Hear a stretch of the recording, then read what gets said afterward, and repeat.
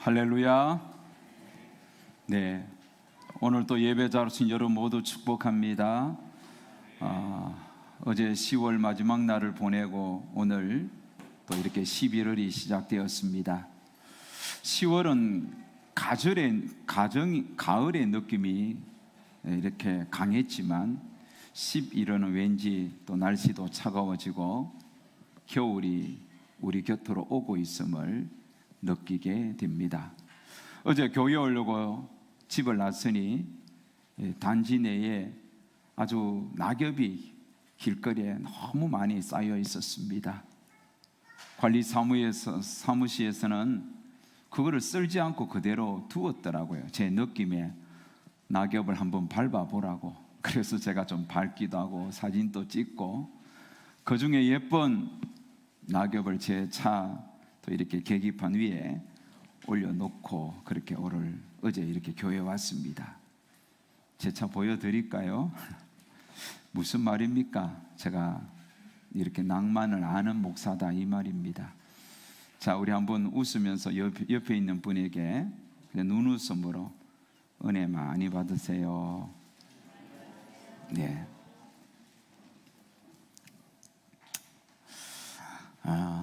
여러분, 지난 추석 때 온 국민을 매료시킨 사람이 있죠. 누구죠? 응? 아태서영 세상이 왜 이래. 나훈아 씨입니다.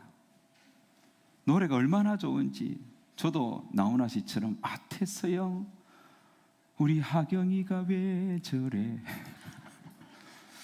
뭐 그렇게 부르곤 합니다. 여러분, 나훈아 씨를 가황이라 그러잖아요. 가수의 황제라 그럽니다. 지난 추석 연휴 때 무려 15년 만에 여러분 방송 출연했습니다. 그것도 노 개런티로. 그날 여러분 방송 다 보셨죠?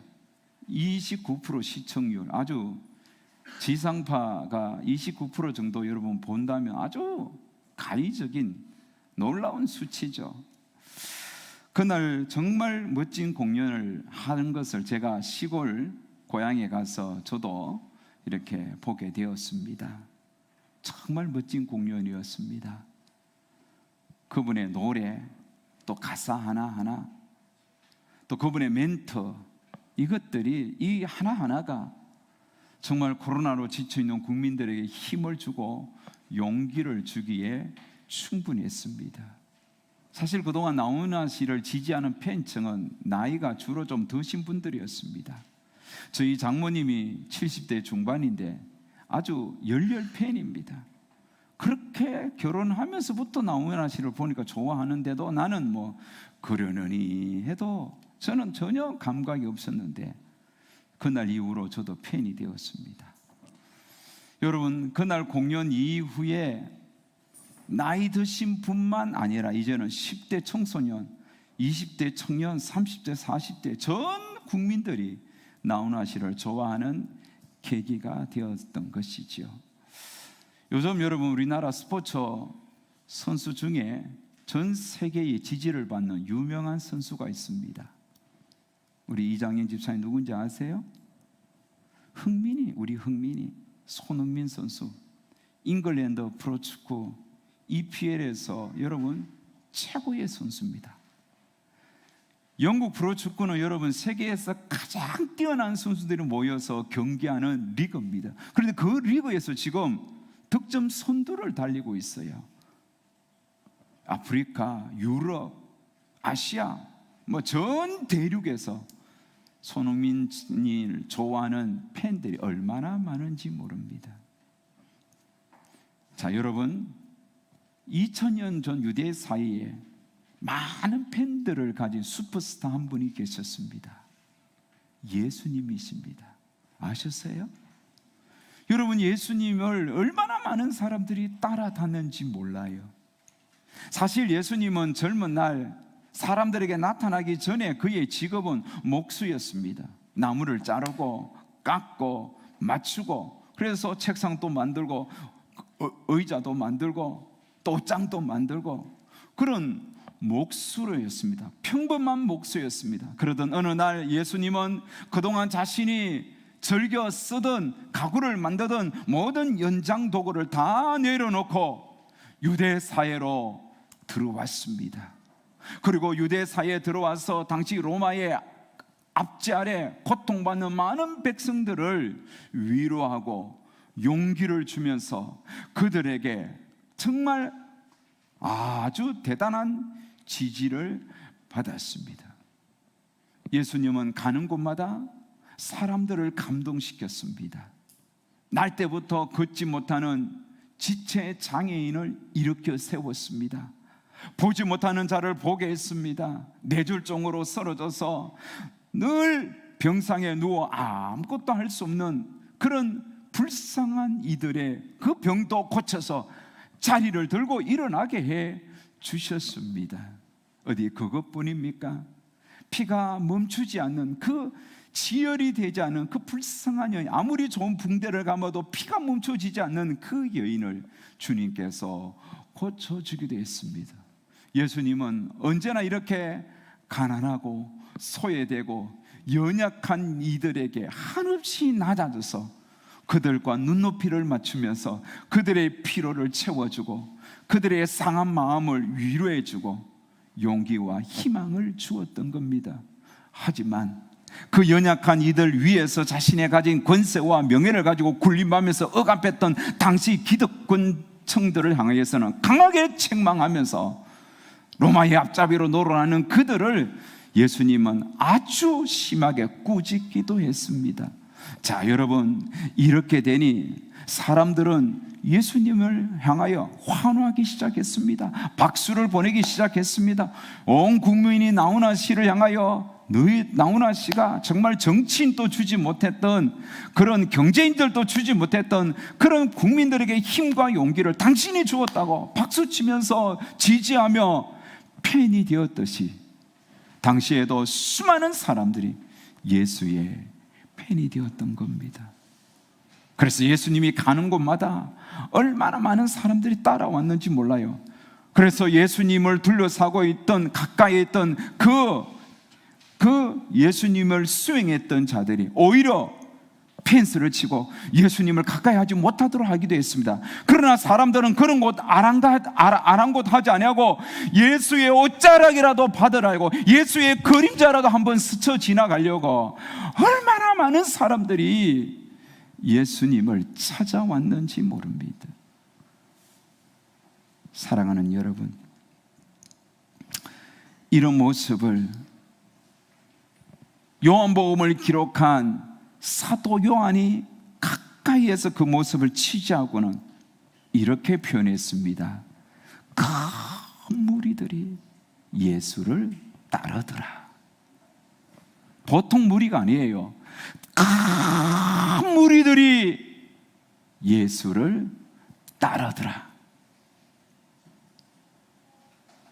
큰 무리들이 따랐어요. 얼마나 큰 무리인지 요한복음에는 장정망 5천 명이라 그랬잖아요. 남녀노소 합치면 2만 명이 넘는 큰 무리였습니다. 여러분, 이렇게 팬층이 두터워지니 팬들 사이에 어떤 여론이 형성되는가 하면 저 로마의 앞잡이하는 저 헤롯 왕을 끌어내리고 이분을 왕으로 삼자, 이분을 임금으로 삼자, 이런 어떤 여론이 형성되기 시작했어요.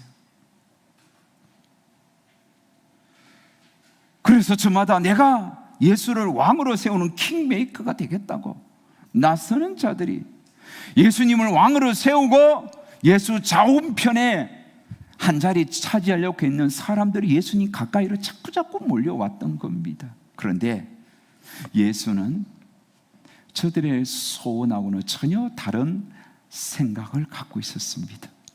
예수님께서는 극성맞은 팬들이 오히려 부담스러웠습니다. 그래서 예수님은 저들의 눈을 피해서 산으로 주랭랑 쳤습니다. 산으로 도망을 쳤습니다. 갑자기 예수님이 사라지자 사람들은 예수님을 찾아서 온 유대의 골고를 찾아 헤매었습니다.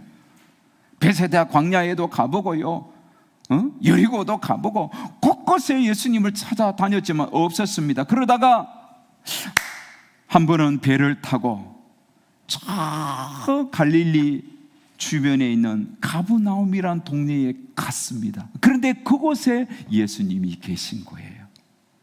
배를 타고 가브나움까지 찾아갈 정도로 예수님을 지지했던 팬들의 열정은 대단했던 겁니다. 가버나움에서 예수님을 찾자 제자들은 또한 그 팬들은 너무나 감격되어서 눈물을 글썽이며 선생님 언제 여기까지 오셨습니까? 선생님 언제 여기까지 왔습니까? 그러면 여러분 얼마나 예수님이 얼마나 반갑습니까? 그러면 사인회를 해주고 너 날 찾아온다고 고생했다 그러면서 팬 관리를 해야 되는데 예수님은 저들에게 비수를 꼽는 말 한마디를 합니다. 너희들이 나를 찾은 것은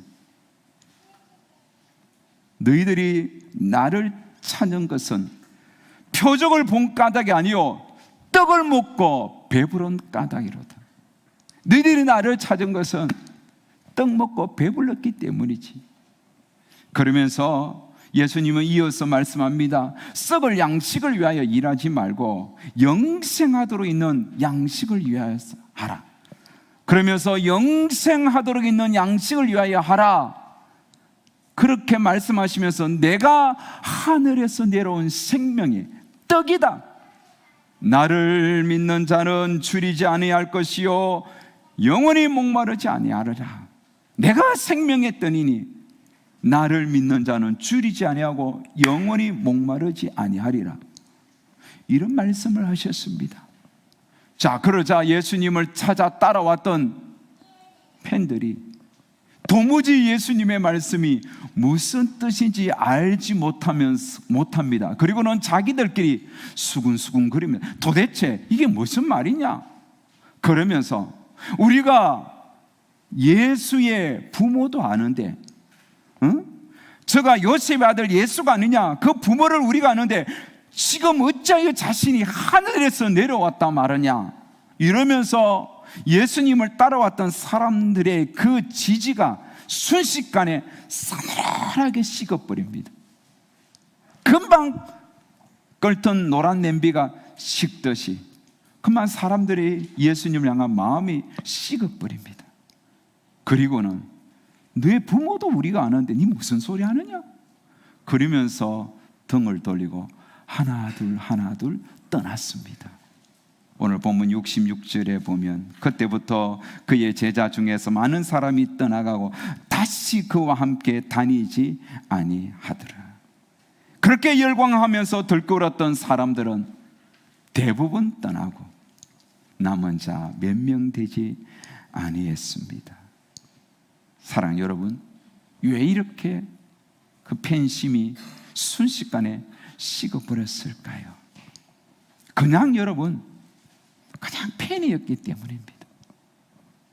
좋으면 박수치고 뭔가 먹을 것을 주면 그를 지지하고 환호하는 그런 팬으로서 존재했을 뿐입니다. 여러분, 얼마든지 팬은 변심할 수 있습니다.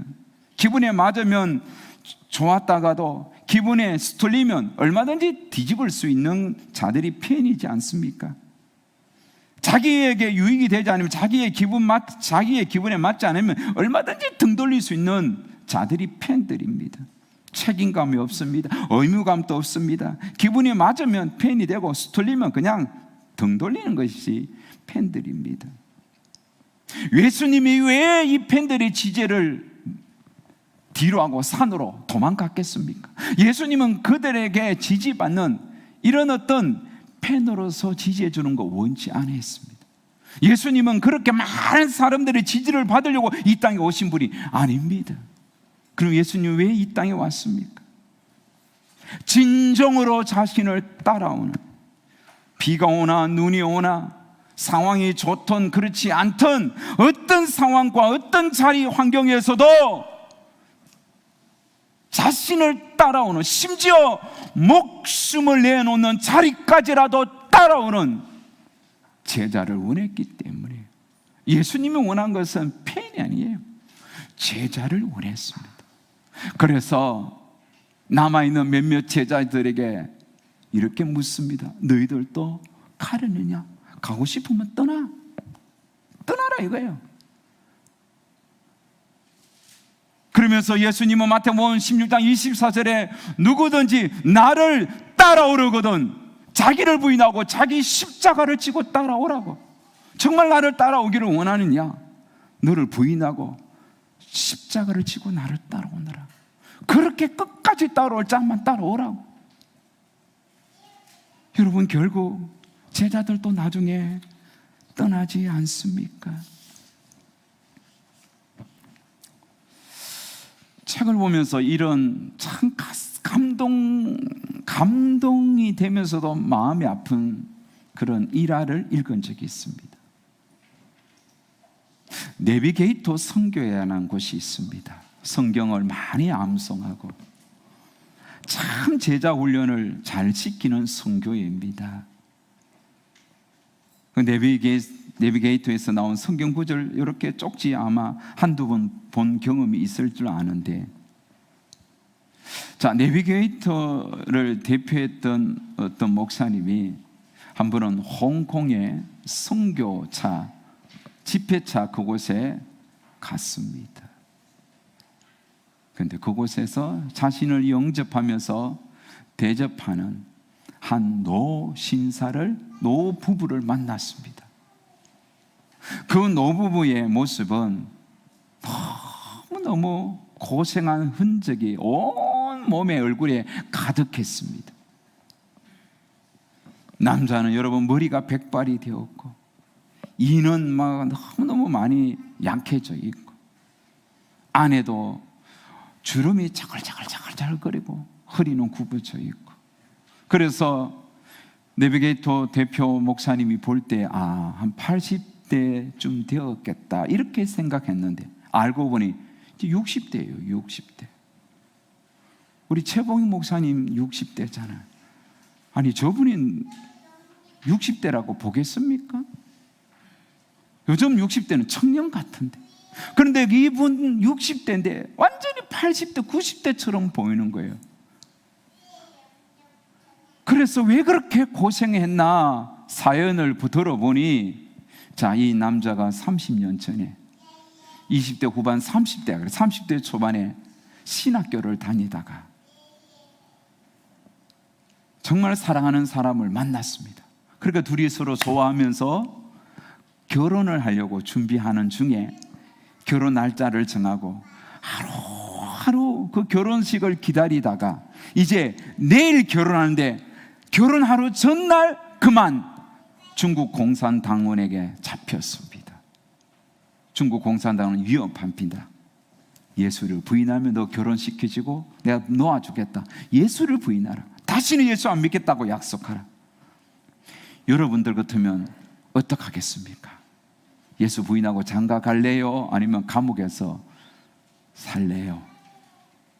그런 현실이 우리에게 주어지지 않은 것이 감사하죠. 근데 이 남자는 예수를 부인하지 않겠다는 거예요.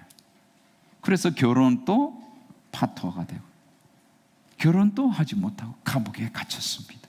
그러고는 감옥에서 가장 고난을 주는 겁니다. 그들에게 1년에 딱 한 번씩 면회를 허용하는 거예요.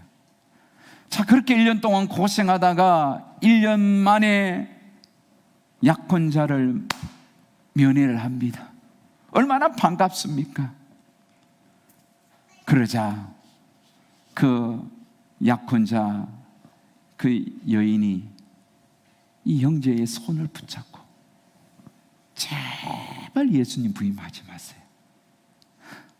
내가 언제까지든 기다릴 테니 끝까지 예수님을 믿고 의지하라고. 예수님을 절대 부인하지 말라고. 그리고 또 1년 지납니다. 또 1년, 2년 후에 만나면 또 1년 후에 만나면 또 손을 잡고 울면서 예수 부인하지 마세요. 나는 끝까지 기다리겠다. 한 5년쯤 그렇게 세월이 흘렀습니다. 이 형제가 자신을 만나러 오는 여인이 너무 미안하고 불쌍해서 나를 포기하고 다른 데 시집가고 새 인생 살라고, 나를 더 이상 기다리지 말라고 그렇게 부탁을 해도 여인은 꼼짝도 하지 않고, 당신 절대로 예수님 부인하면 안 돼요, 부인하면 안 돼요, 끝까지 예수님을 신뢰하고 의지하셔야 됩니다. 그리고는 또 기도해 주는 거예요. 자, 그렇게 세월이 흐릅니다. 10년이 흘렀습니다. 변한 것 없습니다. 20년이 흘렀습니다. 변한 것이 없습니다. 30년이 흘렀습니다.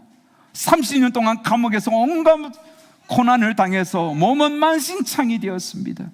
밥에 돌을 뿌려서 이를 상하게 하고 매질하고, 그 30년 동안 이 남편을 기다리면서 이 여인도 끝까지 믿음으로 버텼습니다. 그러자 당국에서 이 영감탱이 더 이상 어쩔 수 없다, 돌려보내라. 그래서 감옥에서 풀어주었습니다. 30년 후가 지난 30년 후에 이 두 사람이 자유의 몸이 되었죠. 그래서 가정을 이뤘고 결혼을 하였어. 홍콩으로 망명하여 그곳에서 주의 일을 섬기는 이들, 선교사들을 후원하고 돕는 사역을 하였던 겁니다. 그래서 그분들은 항상 손을 잡고 있는 거예요. 커피를 타러 부엌에 갈 때도 손 잡고 가고, 소파에 앉아있을 때도 손을 잡고, 손을 놓치지 않는 거예요. 사랑하는 여러분, 이게 진짜 예수 믿는 믿음의 모습이 아닌지요. 하나님께서 오늘 말씀을 통하여 저와 여러분에게도 도전을 줍니다. 어떤 마음으로 주님을 따르고 있는가? 여러분은 어떤, 예수님 앞에 어떤 존재들입니까? 팬입니까? 제자입니까? 팬은 상황에 따라 얼마든지 뒤집어집니다. 얼마든지 떠날 수 있습니다. 얼마든지 마음을 바꿀 수가 있습니다. 그러나 제자는 끝까지 가는 거예요. 5년, 10년, 20년 때리고 억압하고 하지 말라 해도 마음은 변하지 않는 거예요.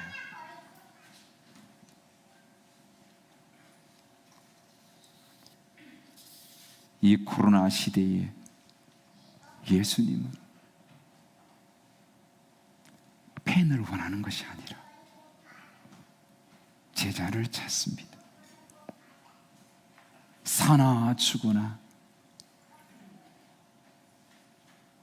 예수님을 부인하지 아니하고 예수 가는 곳에 끝까지 따라가는 그런 제자를 오늘 우리 교회에서도 찾았습니다.